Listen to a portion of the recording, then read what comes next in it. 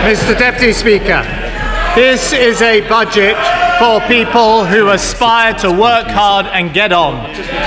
It's a budget for people who realise there are no easy answers to problems built up over many years, just the painstaking work of putting right what went so badly wrong.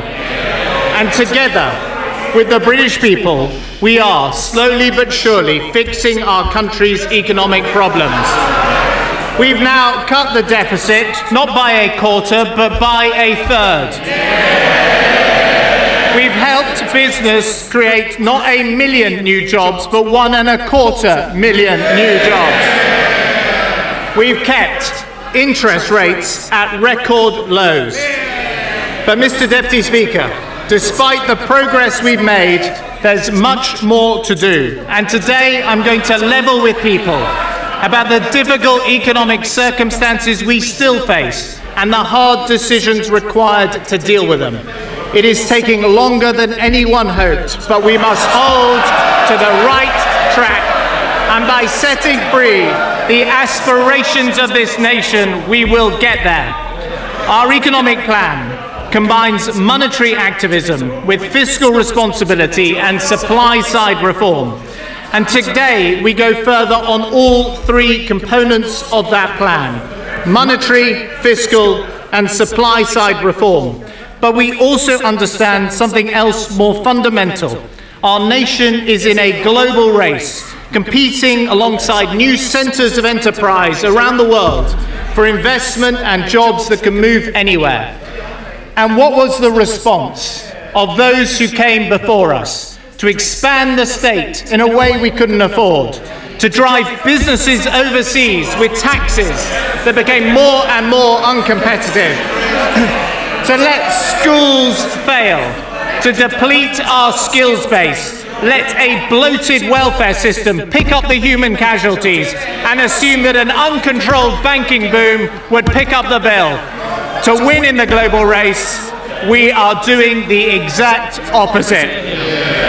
Building a modern, reformed state that we can afford. Bringing businesses to our shores with competitive taxes. Fixing the banks. Improving our schools, our skills. Order. Obviously, the country's waiting to hear the Chancellor. I certainly want to hear the Chancellor. I'm sure most of the people in this chamber also want to hear the Chancellor. Please, let's hear the Chancellor. George Osborne.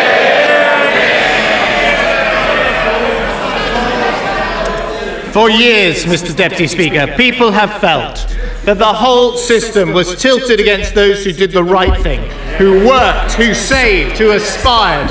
These are the very people we must support if Britain is to have a prosperous future.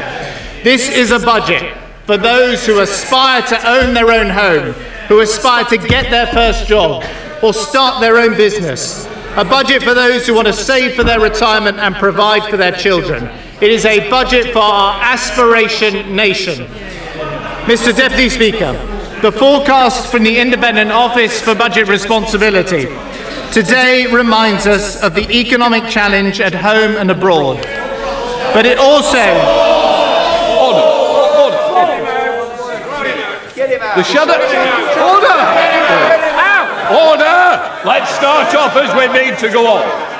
Now, the Shadow Chancellor may not have been the Chancellor, but he should have the courtesies and should know better than actually. We want no advice from the government. Should know better than to display it. I don't wish to see it. Otherwise, it is not a good position to put us in. And let us continue, and let's not this become a circus of the day. George Osborne. Mr. Deputy Speaker, since the autumn statement, the OBR has revised down again its forecast for global economic growth and sharply revised down its forecast for world trade. Growth in the US and Japan was flat in the last quarter, while the Eurozone shrank by 0.6%, the largest fall since the height of the financial crisis. The problems in Cyprus this week are further evidence that the crisis is not over and the situation remains very worrying. I can confirm, as the Prime Minister said, that people sent to Cyprus to serve our country in our military or government will be protected in full from any tax on their deposits. and the OBR have today sharply revised down their future growth forecast for the Eurozone and expect it will remain in recession throughout this year. In their words, the underlying situation in the Eurozone remains very fragile. And I will be straight with the country. Another bout of economic storms in the Eurozone would hit Britain's economic fortunes hard. 40% of all we export to the Eurozone. There is a huge effort across this government to grow Britain's trade with the fast-growing parts of the world. And exports to Brazil, India and China are up by almost 2/3. UK firms now export more goods to non-EU countries than to EU countries. The first time this has happened in over 2 decades. But we are still very exposed to what happens on the continent. Indeed, last year, domestic demand was actually stronger than forecast. But it was the weakness of net trade that helps account for much of the weakness in GDP. As the OBR makes clear, the unexpectedly poor performance of exports is more than sufficient on its own to explain the shortfall. GDP for last year has turned out to be a little higher than the OBR forecast in December, but this year their output forecast is reduced to 0.6% growth. And despite the recession in the Eurozone, the OBR's central forecast today is that we avoid a second quarter of negative growth here in the UK. While less than we would like, our growth this year and next year is forecast by the IMF to be higher than France and Germany. It is a reminder that all Western nations live in very challenging economic times. And the OBR then expect the recovery to pick up to 1.8% in 2014, 2.3% in 2015, 2.7% in 2016 and 2.8% in 2017. Crucially, jobs are being created.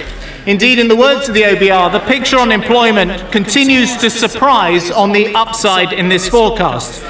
Mr. Deputy Speaker, when we started the unavoidable task of reducing the size of the public sector workforce, some in the House expressed doubts that the private sector would be able to make up the difference. And I'm glad to report to the House that their lack of confidence in British businesses has been misplaced.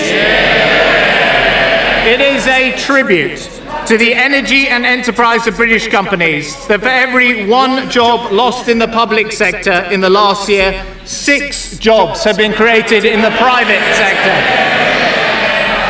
The employment rate has been growing faster than in the US and 3 times as fast as in Germany. And so despite the weaker GDP, at this budget the OBR have now revised up further their forecast for employment.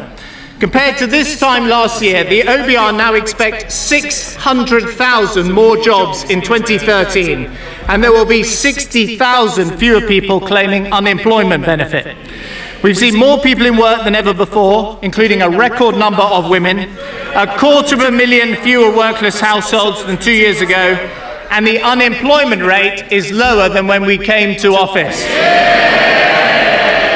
Mr. Deputy Speaker, the deficit continues to come down.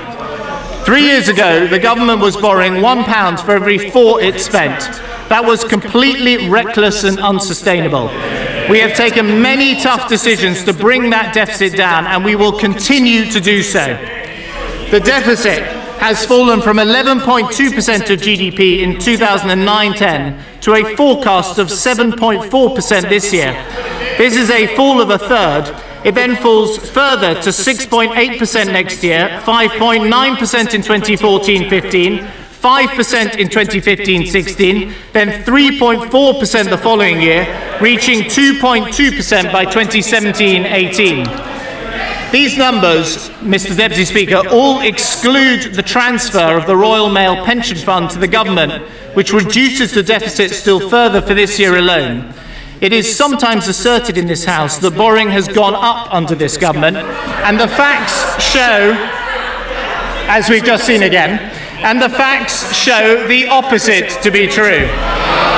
The previous government borrowed...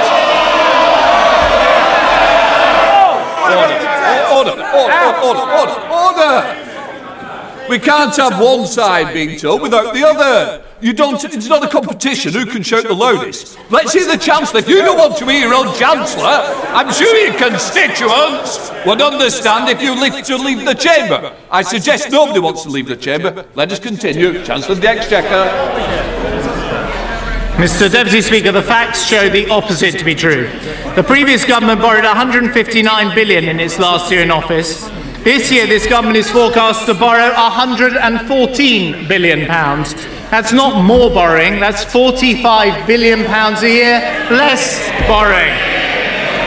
Borrowing then falls from £108 billion next year and falls again to £97 billion in 2014-15, then £87 billion in the last year of this Parliament, before falling again to £61 billion and £42 billion in the following 2 years. And to ensure complete transparency, the OBR published the numbers without the APF cash transfers. They show that on that measure too, borrowing is just forecast to fall. We've committed at the start of this Parliament to a fiscal mandate that said we would aim to balance the cyclically adjusted current budget over the following rolling 5 years. And I can confirm that the OBR says we are on course to meet our fiscal mandate and meet it 1 year early.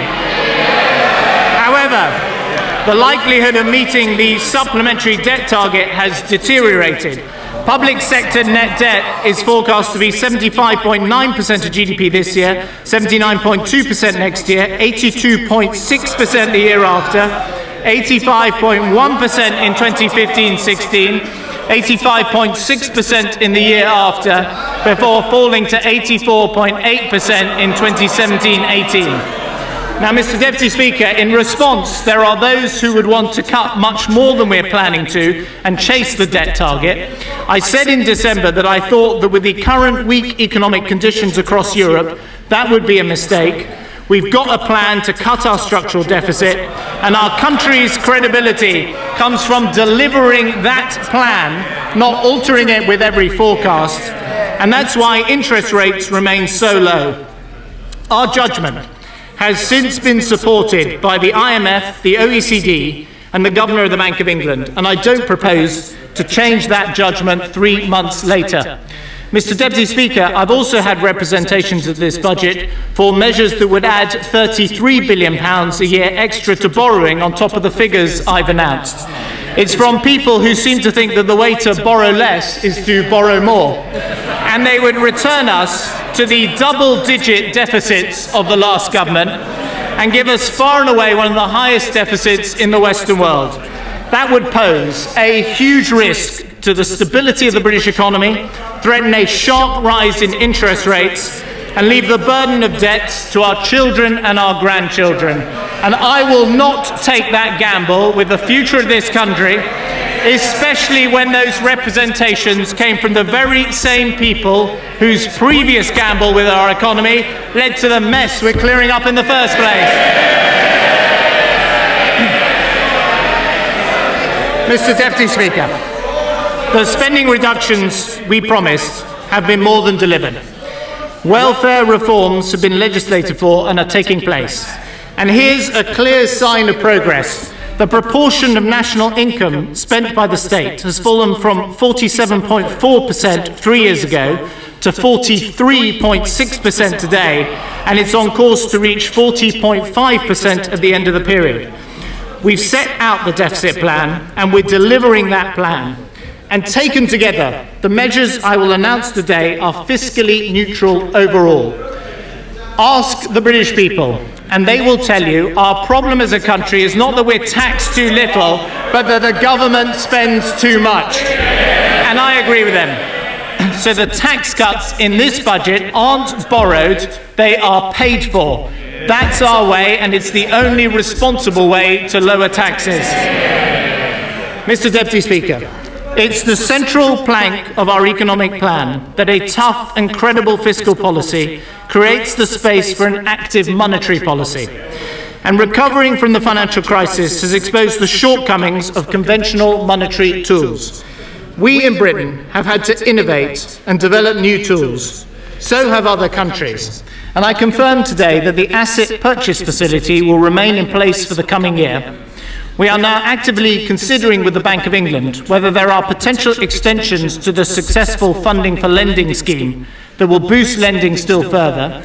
And we're also setting out our plans for lending from our new business bank. But I want to make sure that an active monetary policy plays a full role in supporting the economy. So I am today setting out an updated remit for the Monetary Policy Committee. Alongside it, we're publishing a review of the monetary policy framework. This budget confirms the primacy of price stability and the inflation target in Britain's monetary policy framework. The updated remit reaffirms the inflation target as 2% as measured by the 12-month increase in the Consumer Prices Index. The target will apply at all times. But as we've seen over the last 5 years, low and stable inflation is a necessary but not sufficient condition for prosperity. The new remit explicitly tasks the MPC with setting out clearly the trade-offs it has made in deciding how long it will be before inflation returns to target.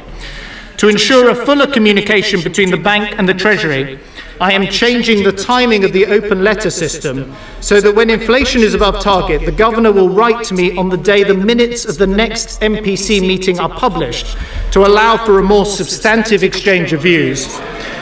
The new remit also recognises that the Monetary Policy Committee may need to use unconventional monetary instruments to support the economy while keeping inflation stable. And it makes clear that the committee may wish to issue explicit forward guidance, including using intermediate thresholds, in order to influence expectations on the future path of interest rates. For example, that is what the US Federal Reserve has now done, making a commitment to keep interest rates low while unemployment is high, provided inflation is not expected to rise too much. This can help the economy because it gives families planning their futures and businesses wondering whether to invest more confidence that interest rates will stay lower for longer. So I'm asking the Monetary Policy Committee to provide an assessment of how intermediate thresholds might work in Britain and to give that assessment in its August 2013 inflation report. That report will be the first issued under the governorship of Mark Carney. Whether intermediate thresholds are used will be an operational matter for the independent MPC, and I can confirm Mervyn King and Mark Carney have both seen the new remit and they have both agreed to it. Mr. Deputy Speaker, active monetary policy can only operate freely when securely anchored by credible fiscal policy. That is the next component of our economic plan. We have instituted new public spending controls in government. When money is short, we make no excuses for the rigorous financial management we have run across Whitehall. Let me be clear with the House. This is one of the reasons why we've got forecast borrowing falling in this year and next. The traditional splurge of cash by departments at the end of the financial year, just to get the money spent, has to be curtailed. And thanks to the tough financial control of my right honourable friend, the Chief Secretary, government departments are forecast to underspend their budgets by more than £11 billion this year. If you want to bring borrowing down, then you have to control spending, and this is what we have done. Now, we want to ensure departments have budgets that are more closely aligned to what they actually spend. So both next year and the year after, we will reduce resource departmental expenditure limits by the equivalent to a 1% reduction for most departments. The schools and the health budget will remain protected because our promise to our NHS is a promise we will keep. Local government and police allocations for 2013-14 have already been set out and will not be affected. We will also deliver in this coming year on this nation's long-standing commitment to the world's poorest to spend 0.7% of our national income on international development. And we should all take pride, as I do, in this historic achievement for our country. As previously, the DFID budget will be adjusted to ensure we don't spend more than 0.7%. Mr. Deputy Speaker, departmental budgets have yet to be set for the year 2015-16, which starts before the end of this Parliament. This will be done in the spending round that will be set out on the 26th of June. I said last autumn that we would require around £10 billion of savings from that spending round. I confirm today that we will instead be seeking an £11.5 billion of current savings. We've got to go on making difficult decisions so that Britain can live within its means. And because we make those decisions, we can get our deficit down and focus on our nation's economic priorities. Total managed expenditure for 2015-16 will be set at £745 billion. How the savings will be achieved will be a matter for the spending round, but existing protections apply. We're also taking steps to help all departments achieve the savings required.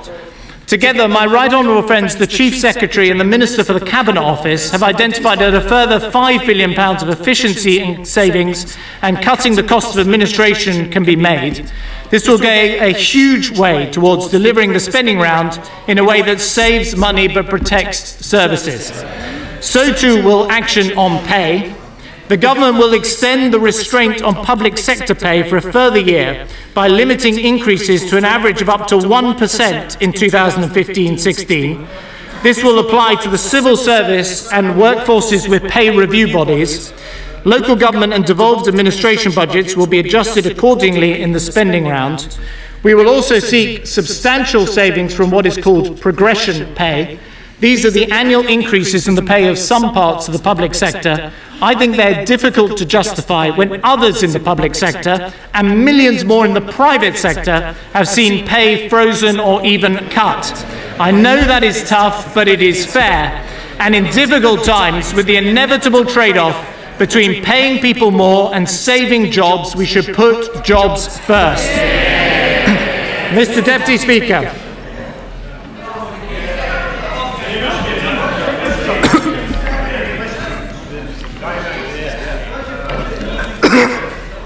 Mr. Deputy Speaker.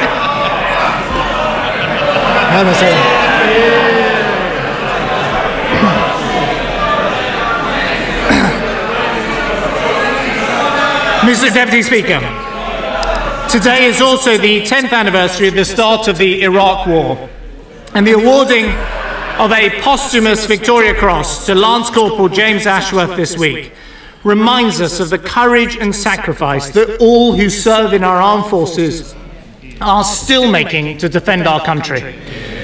So we will exempt our military from changes to progression pay. And we are also accepting in full from the 1st of May this year the Armed Forces Pay Review Body's recommended increase in the so-called X-Factor payment made to military personnel to recognise the particular sacrifices they make. And I can also announce that further awards from the LIBOR banking fines have gone to good military causes, with money for combat stress to help veterans with mental health issues, and funds for Christmas boxes for all our troops on operations this year and next. Those who have paid fines in our financial sector because they demonstrated the very worst of values are paying to support those in our armed forces who demonstrate the very best of British value. Mr. Deputy Speaker, ultimately as a country we will not be able to spend more on the services we all value, from our NHS to our armed forces, or invest in our infrastructure unless we go on tackling the growth of spending of welfare budgets. The public spending framework introduced by the previous government divided government spending into two halves: fixed departmental budgets and what's called annually managed expenditure. Except in practice it was annually unmanaged expenditure. And it includes almost the entire welfare budget, as well as items like debt interest and payments to the European Union. I can tell the House that according to the OBR forecast today, the European budget deal secured by my right honourable friend the Prime Minister has saved Britain a total of £3.5 billion. We will now introduce a new limit on a significant proportion of annually managed expenditure. It will be set out in a way that allows the automatic stabilisers to operate, but will bring real control to areas of public spending that have been out of control. We will set out how more detail on this works in the new, how this new spending limit works at the spending round in June. All decisions on welfare, pay and departments are tough, and they affect many people. But if we didn't take them, then what is a difficult situation for them and for the whole country would be very much worse. Mr. Deputy Speaker, active monetary policy and a responsible fiscal policy are two components of our economic plan. We also need supply-side reform to throw the full weight of our efforts behind the entrepreneurial forces in our society. Our fundamental overhaul of the planning laws are now helping homes to be built and businesses to expand. Our reforms of schools, universities and apprenticeships is probably the single most important long-term economic policy we're pursuing. Our support for European free trade agreements with India, Japan and the US is a priority of our foreign policy, and we're building the most competitive tax system in the world. But now we need to do more. First, we can provide the economy with the infrastructure it needs. We're already supporting the largest programme of investment in our railways since Victorian times and spending more on new roads than in a generation. We're giving Britain the fastest broadband and mobile telephony in Europe. And the Treasury is now writing guarantees to major projects, from supporting the regeneration of the old Battersea Power Station site to building the new power stations of tomorrow. We've switched billions of pounds from current to capital spending since the spending review to mitigate the sharp decline set in train by the last government. But on existing plans, capital spending is still due to fall back in 2015-16, and I don't think, Mr. Deputy Speaker, that is sensible. So by using our extra savings from government departments, we will boost our infrastructure plans by £3 billion a year from 2015-16. That's £15 billion of extra capital spending over the next decade, because by investing in the economic arteries of this country, we will get growth flowing to every part of it. And Mr. Deputy Speaker, public investment will now be higher on average as a percentage of our national income under our plans than it was in the whole period of the last Labour government. In June, we will set out long-term spending plans for that long-term capital budget, and we'll use the expertise of Paul Dighton, the man who delivered the Olympics and who now serves in the Treasury, to improve the capacity of Whitehall to deliver big projects and make greater use of independent advice. The second thing we can do to support enterprise is to give our great regional cities and other local areas much greater control over their economic destiny and back sectors that are a global success. Businesses have created more jobs in areas like the West Midlands in the first 3 years of this government than they did in the first 10 years of the Labour government. Private sector employment has been growing more quickly in the North East, the North West and Yorkshire than across the whole country. But we can do much more. So I accept Michael Heseltine's excellent idea of a single competitive pot of funding for local enterprise. I also fully endorse the report of Doug Richard to make the most of our apprenticeships. We have the second largest aerospace industry in the world. For the first time in 40 years, we manufacture for export more cars than we import, and our agri-tech business is at the global cutting edge. We're backing international success stories like this with £1.6 billion of long-term funding for the industrial strategy that my right honourable friend, the Business Secretary, launched this week. And today, we build on our new tax reliefs coming in this year for the creative industries like high-end television and animation, with new support for our world-class visual effects sector. To help small firms, we'll increase by fivefold the value of government procurement budgets spent through the Small Business Research Initiative. We will fund the proposal to make growth vouchers available to small firms seeking advice on how to expand. And we're putting new controls on what regulators can charge and giving the pensions regulator a new requirement to have a regard for the growth prospects of employers. Mr. Deputy Speaker, a vital sector for our economy and a cost of doing business for everyone is energy. And creating a low-carbon economy should be done in a way that creates jobs rather than costing them. The granting of planning permission yesterday at Hinkley Point was a major step forward for new nuclear. Today, with the help of my honourable friend, the Energy Minister, we're also announcing our intention to take 2 major carbon capture and storage projects to the next stage of development. We'll support the manufacture of ultra-low emission vehicles in Britain with new tax incentives. And the honourable member for Stoke-on-Trent Central has argued passionately, and on that occasion in a non-partisan way, about the damage energy costs are doing to his city's famous ceramics industry. And he's persuaded me, so we will exempt from next year the industrial processes for that industry and some others from the climate change levy.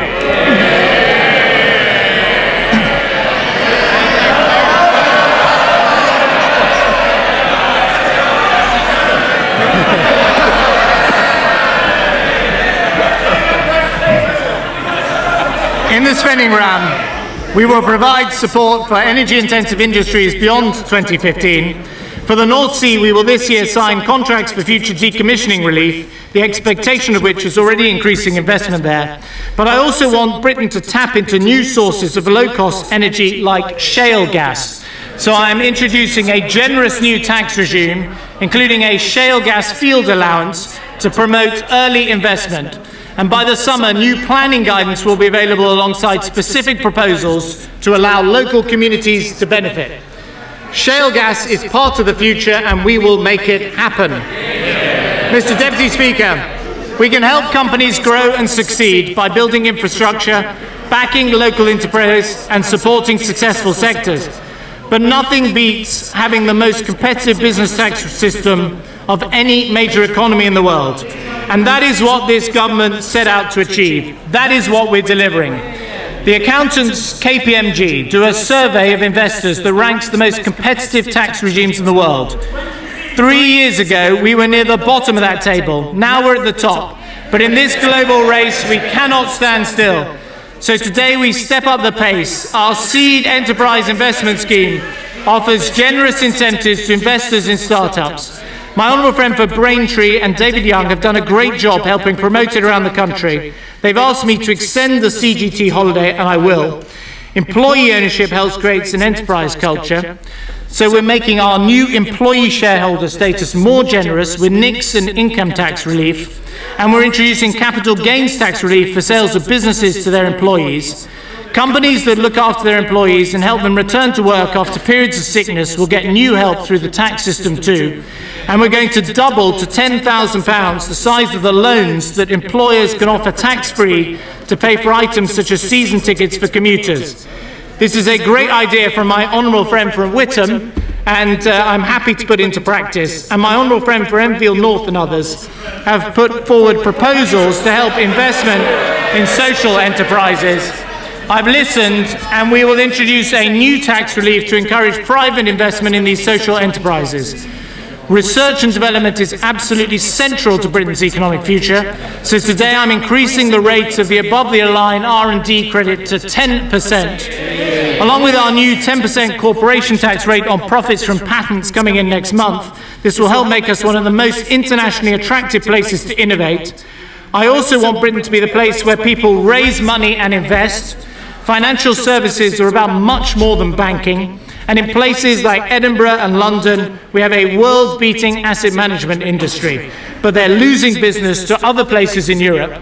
We act now with a package of measures to reverse this decline. And we will abolish the Schedule 19 tax, which is only payable by UK-domiciled funds. Many medium-sized firms and startups use the alternative investment market to raise funds to help them grow. Many observers of the British tax system complain that it has been long biased towards debt financing over equity investment. So today I'm abolishing altogether stamp duty on shares traded on growth markets such as AIM.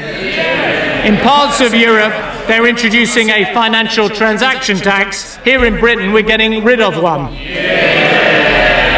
And from April next year, this will directly benefit hundreds of medium-sized UK firms, lowering their cost of capital and supporting jobs and growth across the UK.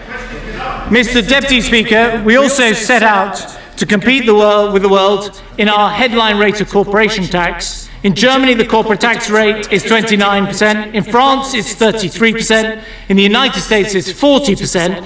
Here in Britain, we've cut corporation tax from the 28% we inherited to 21% next year. But I want to go further, and today I want us to send a message to anyone who wants to invest here, to create jobs here, that Britain is open for business. So in April 2015, we will reduce the main rate of corporation tax by another 1%. Britain will have a 20% rate of corporation tax, the lowest business tax of any major economy in the world. That's a tax cut for jobs and growth. We will have achieved in one Parliament, in these difficult times, the largest reduction in the burden of corporation tax in our nation's history. And with it, we will achieve major simplification of our business tax system. By merging the small company and main rates of 20p, We will abolish the complex marginal relief calculations between them and give Britain a single rate of corporation tax for the first time since 1973.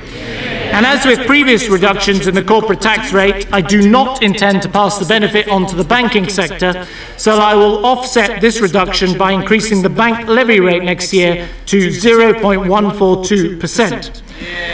Mr. Deputy Speaker, Britain is moving to low and competitive taxes, but we should also insist that people and business pay those taxes, not aggressively avoid them or evade them. And that's the right way to succeed in the global race.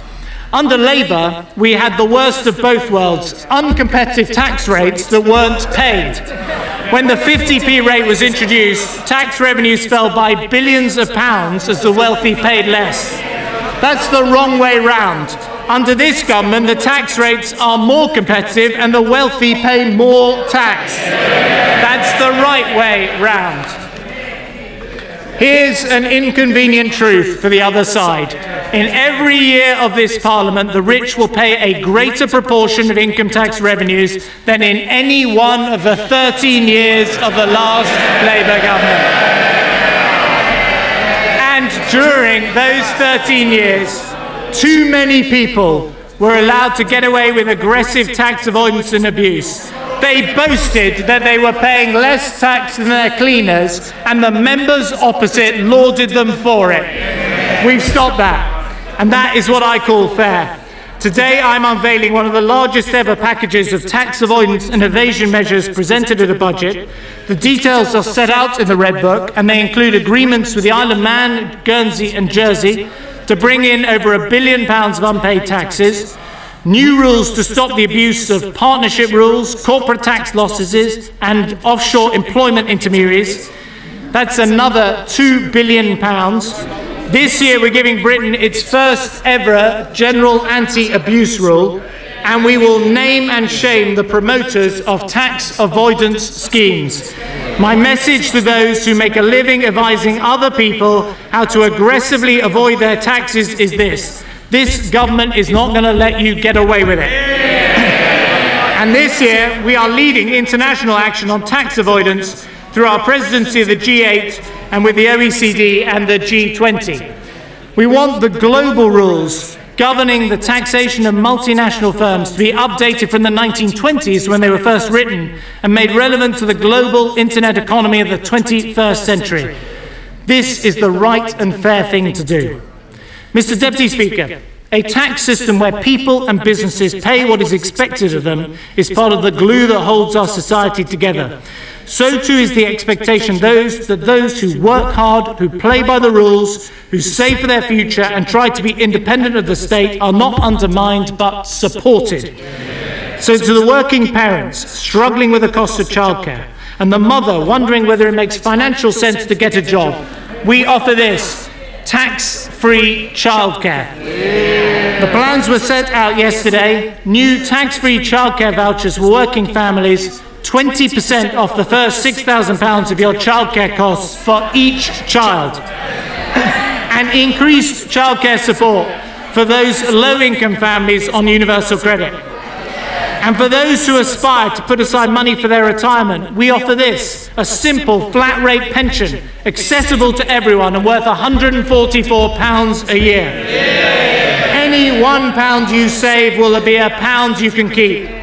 We're bringing forward the introduction of the new single-tier pension to 2016. It will help the low-paid, the self-employed and millions of women most of all.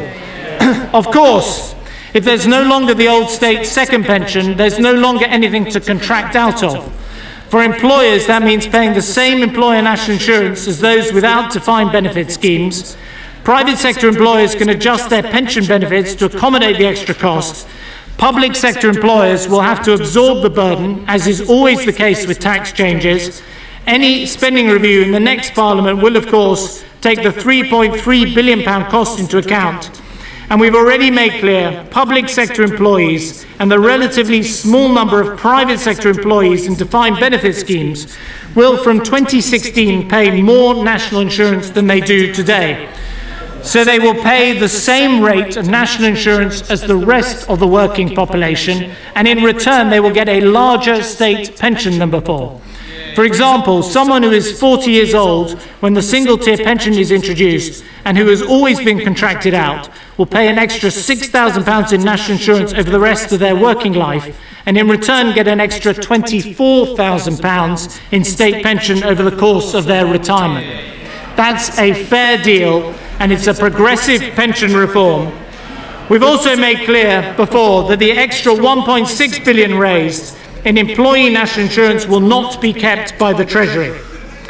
Mr. Deputy Speaker, there's another group of savers I want to talk about today.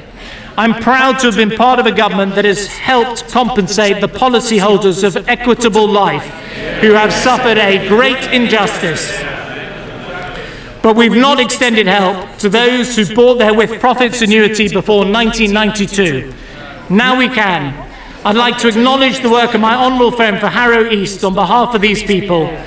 We will make ex gratia payments of £5,000 to those elderly policyholders, and we'll make an extra £5,000 available to those on the lowest incomes who are on pension credit. We're not doing this because we're legally obliged to. We're doing it because, quite simply, it's the right thing to do. Helping with aspiration also means helping those who want to keep their homes instead of having to sell it to pay off the cost of social care. That's what our new cap will deliver, as Andrew Dilnot recommended. It also comes in 2016. It will be set to protect savings above £72,000 and will raise the threshold for the means test on residential care from just over £23,000 to £118,000 that year too.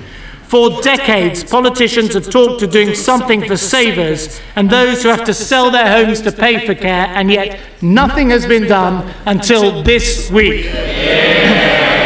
And I want to do much more.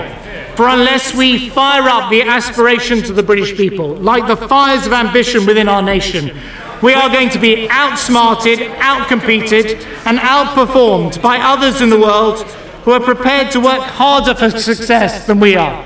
So this budget makes a new offer to our aspiration nation. And what symbolises that more than the desire to own your own home? Today I can announce Help to Buy. The deposits demanded for a mortgage these days have put home ownership beyond the great majority who can't turn to their parents for a contribution. And that's not just a blow to the most human of aspirations, it's a setback to social mobility. And it's been hard on the construction industry too. This budget proposes to put that right, and put it right in a dramatic way. Help to Buy has two components. First, we're going to commit £3.5 billion of capital spending over the next 3 years to shared equity loans. From the beginning of next month, we will offer an equity loan worth up to 20% of the value of a new build home to anyone looking to move up the housing ladder.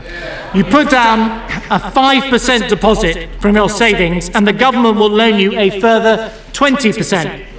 The loan is interest-free for the first 5 years. It is repaid when the home is sold. Previous help was only available to those who were first-time buyers and who had family incomes below £60,000. Now help is available to all buyers of newly built homes on all incomes, available to anyone looking to get on or move up the housing ladder. And the only constraint will be that the home can't be worth more than £600,000, but this covers well over 90% of all homes. It's a great deal for home buyers. It's a great support to home builders. And because it's a financial transaction, with the taxpayer making an investment and getting a return, it won't hit our deficit. The second part of Help to Buy is even bolder and has not been seen before in this country. We're going to help families who want a mortgage for any home they're buying, old or new, but who cannot begin to afford the kind of deposits being demanded today. We will offer a new mortgage guarantee. This will be available to lenders to help them provide more mortgages to people who can't afford a big deposit.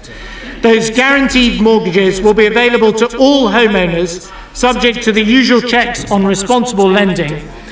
Using the government's balance sheet to back these higher loan-to-value mortgages, we will dramatically increase their availability. We've worked with some of the biggest mortgage lenders to get this right, and we're offering guarantees sufficient to support £130 billion worth of mortgages. It will be available from the start of 2014 and run for 3 years, and a future government would need the agreement of the Bank of England's Financial Policy Committee if they wanted to extend it. Help to Buy is a dramatic intervention to get our housing market moving. For newly built housing, government will put up a fifth of the cost. And for anyone who can afford a mortgage but can't afford a big deposit, our mortgage guarantee will help you to buy your own home. That is a good use, Mr. Deputy Speaker, of this government's fiscal credibility. In the budget book, we also set out more plans for housing. Plans to build 15,000 more affordable homes. Plans to increase fivefold the funds available for building for rent. And plans to extend the right to buy so more tenants can buy their own home. Mr. Deputy Speaker, people also have the aspiration to keep more of what they earn. That's a difficult aspiration for any Chancellor to help with when economic times are tough and money is short. But we're doing the hard work to reduce current spending. We've set out a tough package to raise money from tax avoiders. And that means that with this budget, we can stick to the path of deficit reduction, increase capital spending, and still find ways to help families. Let me turn to duties. We inherited a fuel duty escalator from the previous government that would have seen above-inflation increases in every year of this Parliament. We abolished the escalator, and we've now frozen fuel duty for 2 years. This has not been easy. The government has foregone £6 billion in revenues to date. But oil prices have risen again, family budgets are squeezed, and I hear those who want me to do more to help them get by. My honourable friend for Harlow has again spoken up for his hard-working constituents. And he's been joined by many other honourable friends like the member for Argyll and Bute. We've all listened to the people we represent. Today I am cancelling this September's fuel duty increase altogether. Petrol will now be 13 pence per litre cheaper than if we'd not acted over these last 2 years to freeze fuel duty. For a Vauxhall Astra or Ford Focus, that's £7 less every time you fill up. Mr. Deputy Speaker, there's another duty escalator we also inherited from the previous government. The annual 2% above inflation increase in alcohol. We're looking at plans to stop the biggest discounts of cheap alcohol at retailers. But responsible drinkers in our pubs should not pay the price for the problems caused by others. And the sad fact is that we've lost 10,000 pubs in the UK over the last decade. Many honourable members have raised their concerns with me, like my honourable friend for Bristol North West, and my honourable friend for Burton in particular has been a committed champion of the famous brewing industry that employs many of his constituents. I intend to maintain the planned rise for all alcohol duties, with the exception of beer. We will now scrap the beer duty escalator altogether. And instead of the 3 pence rise in beer duty tax planned for this year by the previous government, I am cancelling it altogether. That's the freeze people have been campaigning for. But I'm going to go one step further, and I'm going to cut beer duty by 1 pence. We're taking a penny off the pint. The cut will take effect this Sunday night, and I expect it to be passed on in full to customers. All other duties will remain as previously announced. Mr. Deputy Speaker, of course, freezing petrol duty and cutting beer duty will not transform the finances of any family, but it helps a little to have some bills that aren't going up. And Order.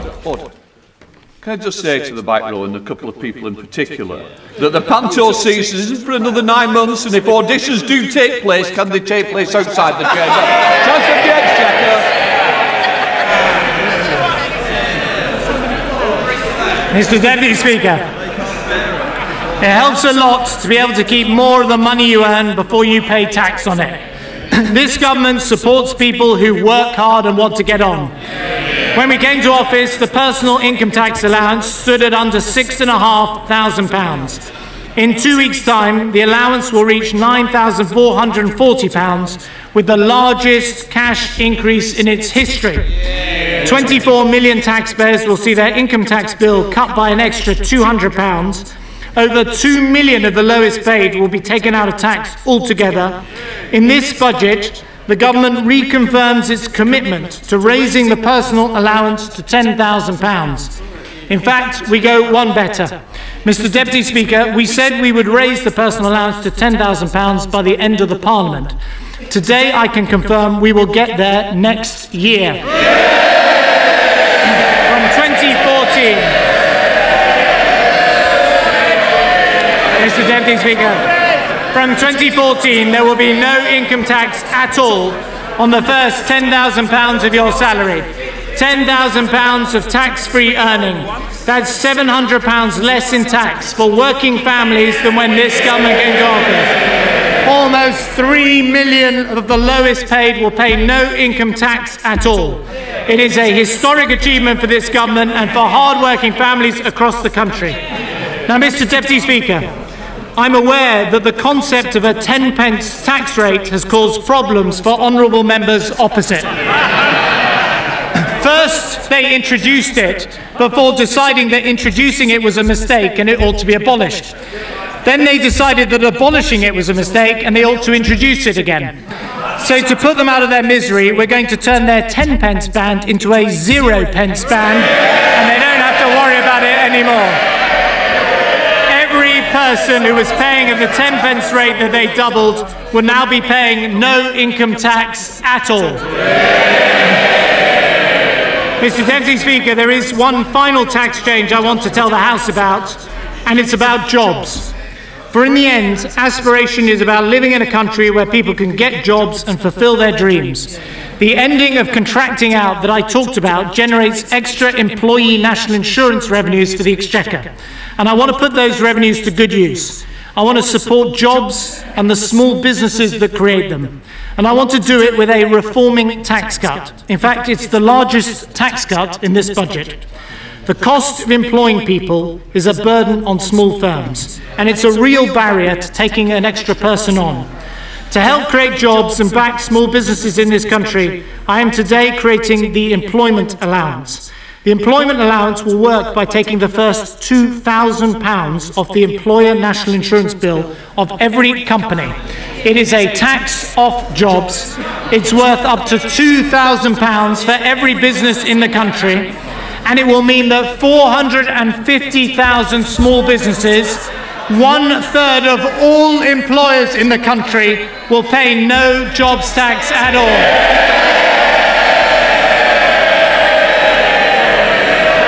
The person who's set up their own business, who's thinking about taking on their first employee, a huge barrier will be removed. They can hire someone on £22,000 a year or 4 people on the minimum wage and pay no jobs tax. 98% of the benefit of this employment allowance will go to SMEs.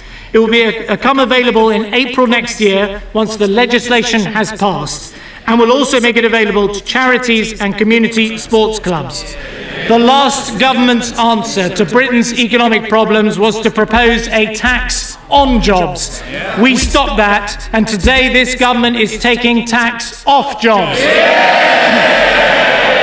Mr. Deputy Speaker, a new employment allowance that helps small firms, a 20% rate of corporation tax, a £10,000 personal allowance. Major achievements delivered by this government in difficult times. We understand that the way to restore our economic prosperity is to energise the aspirations of the British people.